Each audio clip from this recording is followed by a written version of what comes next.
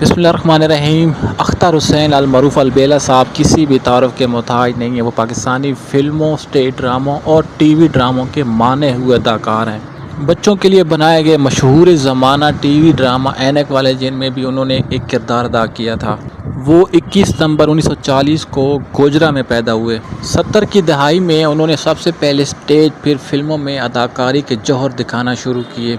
माल road पर governor house के सामने बाग़े जना, उनमें उनकी ज़िंदगी का पहला फ़नी स्टेज ड्रामा ये बेचारे लोग काफ़ी मकबूल हुआ था और यही उनकी शोहरत की बुनियाद बना।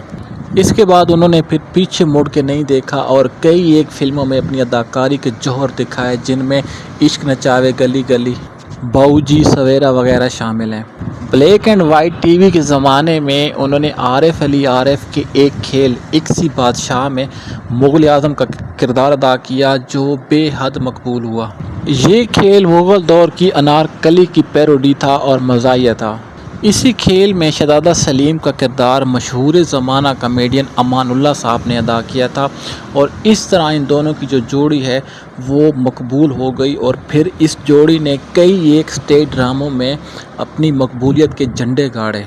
अलबेला साहब ने 1973 में पहली फ़िल्म पंजाबी फ़िल्म मदारी से अपने करियर का आगाज़ किया था और उनकी आखिरी फ़िल्म 1994 में रिलीज़ होने वाली आखिरी लुटेरे थी। अलबेला साहब का बेटा हनीर अलबेला भी आजकल स्टेज ड्रामों और टीवी ड्रामों में काम कर रहा है और अपने बाप के फ़न को आगे बढ़ा रहा है। और इसके साथ उनके मशहूर शागिर्द सलीम अलबेला साहब भी हैं कि जो उनके नाम को आगे बढ़ा रहे हैं। अलबेला साहब की जो कब्र है वो लाहौर के ग्रीन टाउन में वाक़या है। ग्रीन टाउन में 2 कब्रिस्तान है, उनके बीच में गली है और जो राइट वाला कब्रिस्तान है उसी में अलबेला साहब की ये कब्र मौजूद है।